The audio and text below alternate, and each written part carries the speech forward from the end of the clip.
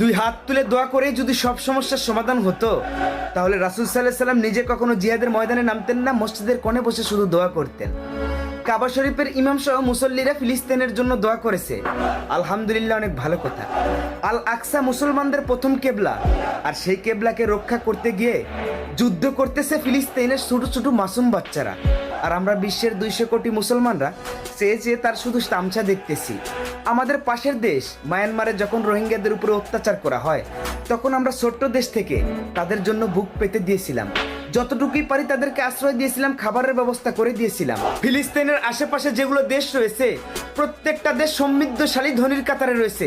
তারা যদি ইচ্ছা করে ফিলিস্তিনের শিশুরা যুদ্ধে মারা যাবে, কিন্তু কখনো না খেয়ে মারা যাবে না। মনে রেখো হে ফিলিস্তিনের আশেপাশে দেশগুলা, আজকে যে ফিলিস্তিনের শিশুগুলো না খেয়ে মরে যাচ্ছে, কিয়ামতের ময়দানে ইনশাল্লাহ তারা জান্নাতের